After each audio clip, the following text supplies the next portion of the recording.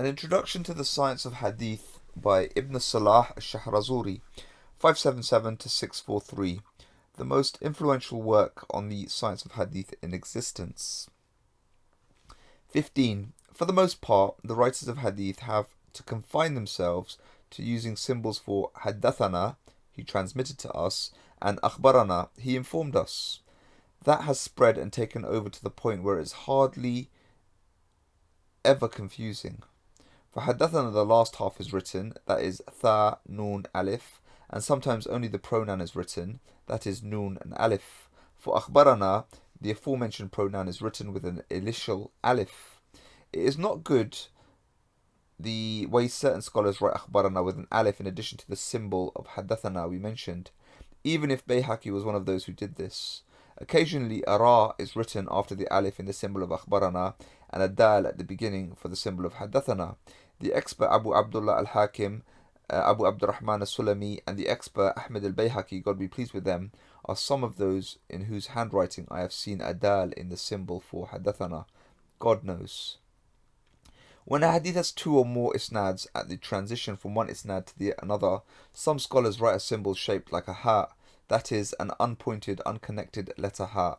We have no convincing explanation for this from any reliable person.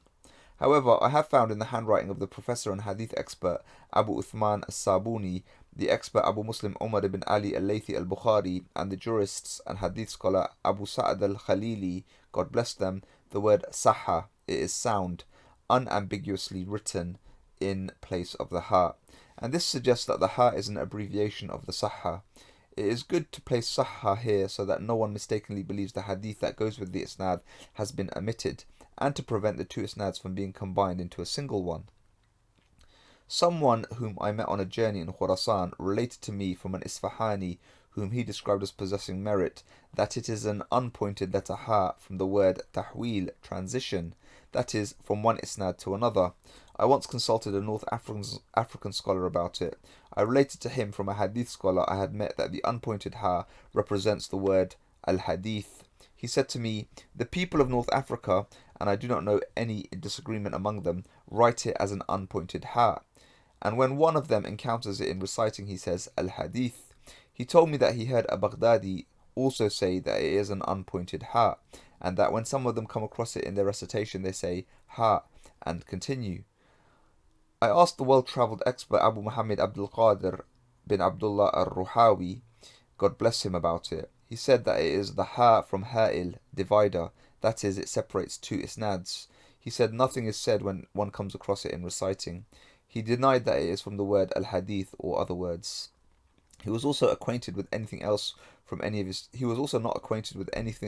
his teachers, and they included a number of the hadith experts of his day. I think it best, and God is the one who grants success, that the reciter say ha when he comes across it and continue. This is the most cautious way and the most equitable. Knowledge belongs to God alone. 16. The expert al-Khatib stated that after the phrase, in the name of God, the compassionate, the merciful, Bismillahir Rahmanir Rahim, the student should write the name, ism, of the teacher from whom he heard the book, the paedonymic, kunya, paedonymic is kunya like Abu something, Abu Bakr, etc., the lineage, nasab, and then put forth what he heard from him verbatim. Al-Khatib went on to add, when it comes to write the book he heard, he should write over the words in the name of God, and so forth, the names of those who he heard the book from, and the date of the audition. If he likes, he may alternatively write the information in the margin of the first page of the book. Our teachers did it both ways, writing the list of auditors, where he said is safest and most appropriate because it will not be hidden from those in need of it. There is also nothing wrong with writing it in the end of the book, or on the outside of it, or wherever it may be easily found. The list of auditors should be in the script of a trustworthy person whose handwriting is not unknown. There is no harm then in the teacher granting the audition not endorsing the list of auditors in his own hand. Likewise, there is nothing wrong with the owner of the book, if he is trustworthy, merely recording the audition in his own hand. Reliable scholars have long done this. The teacher Abu Muzaffar, the son of the expert Abu Sa'ad al-Marwazi as-Sam'ani, transmitted to me in Mar' from his father from an inhabitant of Isfahan, who transmitted to him in Baghdad that Abdurrahman ibn Abdullah ibn Manda recited a hadith monograph to Abu Ahmed al-Faradi and requested that he sign it as a guarantee for it. Abu Ahmed said to him, "My son, you must be veracious. When you become known for that, no one will call you a liar and you will be regarded as truthful in what you say and transmit. When that is not the case, if he were to say to you, this is not the handwriting of Abu Ahmed al-Faradi, what would you say to them? The writer of the list of auditors must be attentive and careful. You should make clear in unambiguous terms the identity of the auditor, the material heard, and the teacher from whom it was heard. He must avoid laxity in recording the names of the auditors, and beware of leaving out the name of any of the auditors for an impure motive. There is nothing wrong if the writer of the list of auditors, Muthabbit as-Sam', does not personally attend the entire audition, but draws it up on relying information from someone who is present and whose word he can trust, God he exalted willing. It is shameful for the owner of a book to conceal it from someone whose name is inscribed in the list of auditors, and to prevent him from transferring the record of his audition, naqal sam'ihi, and copying the book. When the owner does not lend it to him, the borrower should not be slow in returning it. We heard that Zuhri said, "Beware of the ghulul of books." Someone asked him, "What is the ghulul of books?" He said, "Withholding them from their owners." We heard that Fudayl ibn Ayyad, God be pleased with him, said, "It is not the act of a pious man, nor that of a wise man, to take the record of audition of a man and withhold it from him. Whoever does this harms himself." Or according to another narration or relation, it is not the act of a scholar to take the record of audition and book of a man and withhold it from him. What if it does not happen to forbid this to him? We heard that a man in Kufa laid a claim against another man for a record of an audition, which he withheld from him. They took their dispute to the judge, Hafs ibn Ghiyath. He said to the owner of the book, "Bring us your books. We impose upon you the books from the record of audition of this man recorded in your hand. We exempt you from the books with the record of audition of this man recorded in his hand." Ibn Khallad said, "I asked Abu Abdullah az-Zubayri about this, and he said, there is no ruling better than this on that issue, because the handwriting of the owner of the book indicates that he consented to his colleagues listening with it. Someone else said it is worthless."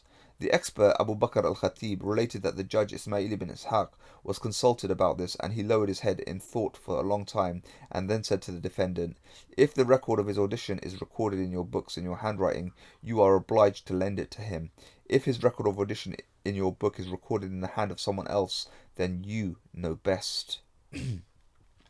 Hafs ibn Ghiyath is counted amongst the first generation of the followers of Abu Hanifa. Abu Abdullah az-Zubayri was one of the authorities of the Shafi'is. Ismail ibn Ishaq is the spokesman of the Malikis and the authority. Their statements back one another up in that matter, and the upshot of them is that the owner of the book, which contains with his acknowledgement the audition of someone else, is compelled to lend the book to that person.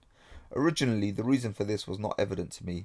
Then I reasoned that the owner's recording the man's name in the book is equivalent to having testimony in his favour in his possession, so he has to produce it on the basis of the substance of the testimony, even if it involves expending his own property. Similarly, the bearer of testimony in court is compelled to produce it, even if he has to put himself out by running to the court to do so. Knowledge belongs to God. He is blessed and exalted. When the student copies a book, he should transfer the record of his audition to his copy only after a satisfactory collation. Likewise, one should not transfer a list of auditors to any copy of a book until the book is collated in a satisfactory manner, with the copy which was actually heard not record the list of auditors in the copy automatically at the time of the audition. That way no one will be misled by the uncollated copy. This holds unless it is made clear that the copy is uncollated during the transfer of the record of audition and upon the inscribing of it. God knows best. Stay tuned for many more parts.